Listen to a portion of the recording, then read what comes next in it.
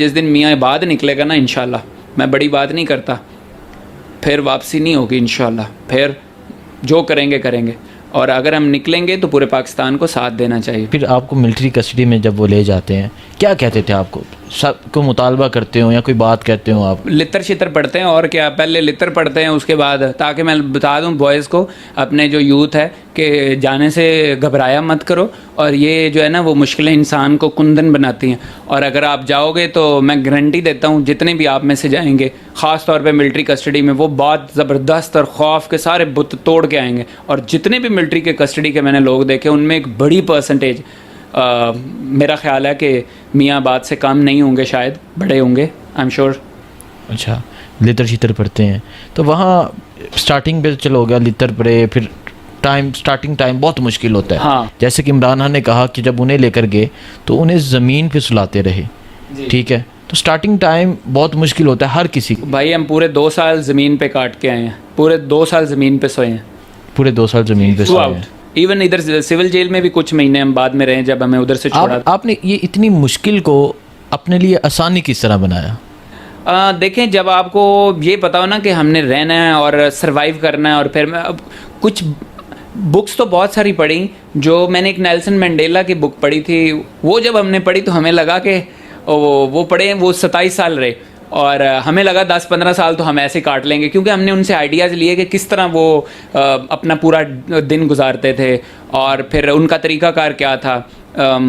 फिर वो भी हमने पढ़ा, बहुत सारी बुक्स पढ़ी, बहरहाल इस्लामिक बुक्स पढ़ी, लेकिन उनसे भी बड़ी इंस्पायरेशन मिली हमें। उनकी बुक जो लॉन्ग वॉक टू फ्रीडम है, वो बहुत आला बुक थी। जिस तरह उन्होंने 15 साल एक रॉबन आइलैंड पे गुजारे, फिर उसके बाद एक और दूसरे आइलैंड पे उनको ले गए, तो इस तरह उन्होंने ज़िंदगी गुजारी। बहुत उससे बड़ी इंस्पायरेशंस मिली। मैं ये भी कहता हूँ जितने अभी भी मिलिट्री कस्टडी में या फिर दूसरी जेलों में, सबको लॉन्ग वॉक टू फ्रीडम भी पढ़नी चाहिए, ये मैं रिकमेंड करता हूँ, क्योंकि इससे जो है ना आपकी कैद बड़ी आसान हो जाएगी, आपको पता चल जाएगा कि किस तरह से आपने ज़िंदगी गुजारनी है वहाँ।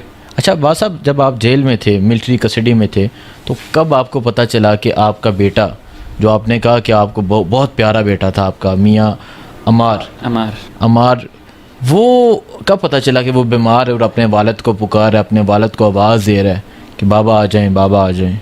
मैं जब 319 बटालियन एजेंसी के पास था, उन्होंने मुझे इन्फॉर्म किया फ़र्स्ट टाइम, शायद बाहर पब्लिक का बहुत ज़्यादा प्रेशर था उस वक्त, तो उन्होंने मुझे ये कंफर्म किया कि आपका बेटा इस तरह, उनकी तबीयत बहुत ख़राब है, तो आपको लेके जा रहे हैं हॉस्पिटल। तो वो बाद में खैर मुझे इधर आके पता चला, वो सोशल मीडिया का बहुत ज़्यादा प्रेशर था। मैंने उस दिन की रेटिंग और सारी चीज़ें निकाल के देखी, तो मैं, ताकि मुझे अंदाज़ा हो कि क्या हुआ है बाहर उस दिन, कि मैं कैसे आ गया बाहर। तो वो फिर ये एक रीज़न थी उसको मैंने, और पहले मैं उसको हॉस्पिटल में मिला, उस वक्त तकरीबन मेरा बेटा ऑलमोस्ट आखिरी सांस पे था। मैं गया तो उसके वेरी नेक्स्ट डे ये मुझे कहते हैं कि उसकी डेथ हो गई, और वो बस। लेकिन मुझे खबर इससे पहले ये मिल चुकी थी, अंदर से मुझे एक फ़ौजी ने दी थी, वो आम सिपाही था वहाँ पे, उसने कहा कि तुम्हारे बेटे की बहुत ज़्यादा दिन में मर रहा है। वो मुझे ख़बरें देता रहता था, चोरी देता था ख़बरें, तो कि वो दिन में मर रहा है, जी रहा है, बस इस तरह। तो वो मेरे लिए तो कितना मुश्किल तरीन थी, वही मुश्किल था, उससे बढ़ के मुश्किल।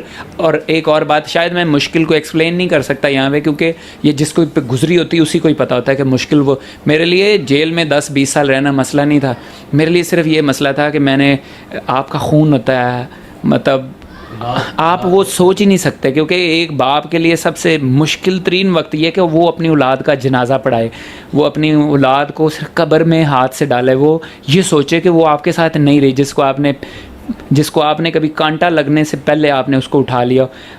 मतलब एक ये अनएक्सप्लेनेबल है, ये बहुत बड़ा टॉपिक है।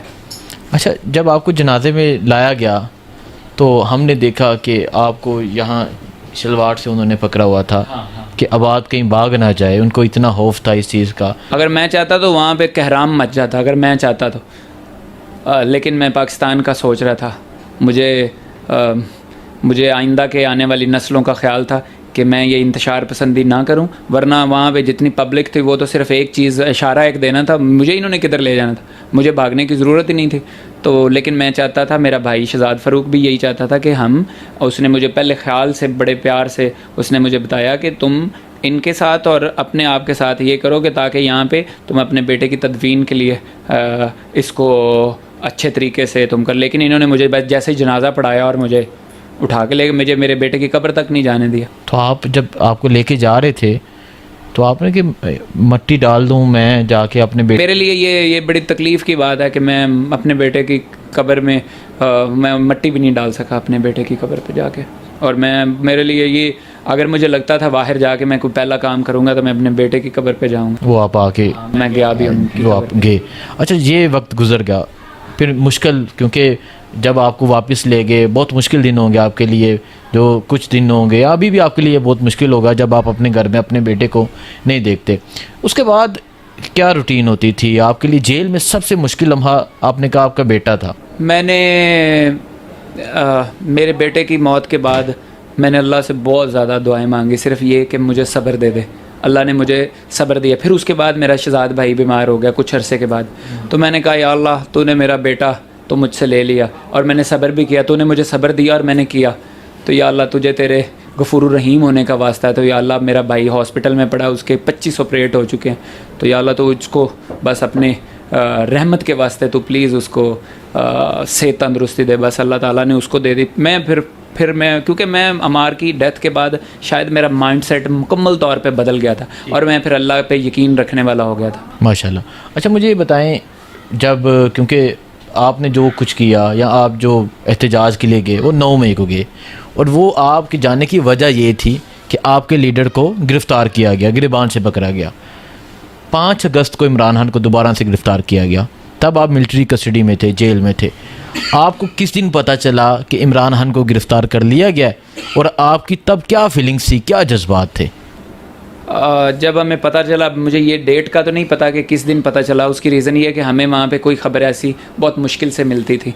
ऐसी चीज़ें मिल जाती थी लेकिन मुश्किल से मिलती थी। लेकिन जैसे ही हमारी फैमिली मीट हुई तो मुझे उस पर पता लगा, तो हम सारे मुरझाए थे। अगर किसी दिन पे तो वो वही दिन था कि हम सारे मुरझा गए थे कि हमारा लीडर फिर से पकड़ा गया और हम अंदर है और हम उसके लिए कुछ नहीं कर सकते। बिल्कुल। अच्छा, फिर ये टाइम गुजरता गया, आप तो ये सोचते होंगे शायद एक दिन के लिए इमरान खान गिरफ़्तार है या 5 दिन के लिए, 10 दिन के लिए। आइडिया नहीं था किसी को भी कि वो इतना लंबा अंदर इमरान खान चले जाएंगे। बिल्कुल। तो आप इंतज़ार करते थे या आपको कहा जाता था? ज़्यादा हम बड़ी दुआएं करते थे। मैं तो थ्रू आउट 3 बजे से जो तहज्जुद में नमाज़ पढ़ता था, तो मैं सजदे में जाके मैं दुआएं करता था कि या अल्लाह तो बस हमारे लीडर को तो कम से कम निकाल। वही है जो इस मुल्क का सोचता है, वही है जो इस मुल्क की इकॉनमी को बेहतर कर सकता है, इंसाफ का निज़ाम ला सकता है, रियासत मदीना बना सकता है। वही है जो बस इस मुल्क के अंदर से जितनी यूथ इस वक्त बेचारी, उनकी कोई नौकरियां नहीं है, कोई निज़ाम नहीं है। हमारे इकोनॉमी के कितने हालात बिगड़ गए। इस मुल्क की एक्सपोर्ट्स अगर बढ़ेंगी तो ऑब्वियसली हमारे जितने इस वक्त बेचारे लोग दूसरे बैठे हुए हैं वो नौकरियां करेंगे। तो लेकिन ये है कि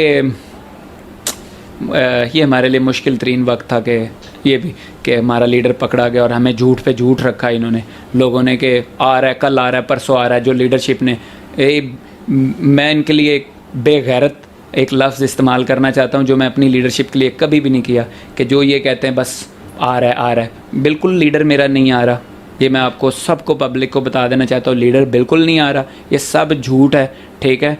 ये सिर्फ इसलिए है कि अपने अपने ओहदे संभालने का ये एक तरीका है, ठीक है। कोई डेट नहीं है, कोई कुछ नहीं है। ये जब तक आपको खान कोई प्लेट में नहीं मिलने वाला, ये बात खोल के रख, सुन ले मेरे सारे, कोई खान प्लेट में आपको नहीं मिलने वाला। खान के लिए जदोजहद करनी पड़ेगी, खान के लिए खून देना पड़ेगा, खान के लिए घर से निकलना पड़ेगा, खान के लिए उसको बाहर निकालने के लिए आपको घरों से बाहर भी निकलना पड़ेगा, जेलों में रहना पड़ेगा। जब तक आप अपनी आवाज़ नहीं उठाएंगे हो ही नहीं सकता कि खान बाहर आए। और मुझे पता है पहले 26 नवंबर को बड़ी दुनिया ने कुर्बानी दी, लेकिन क्यों भाग जाते हैं आप वापस? खड़े नहीं, मारते हैं, मारें। याद रखना जिस दिन मियाँ बाद निकलेगा ना, इंशाल्लाह, मैं बड़ी बात नहीं करता, फिर वापसी नहीं होगी इंशाल्लाह। फिर जो करेंगे करेंगे, और अगर हम निकलेंगे तो पूरे पाकिस्तान को साथ देना चाहिए। शुक्रिया आपका।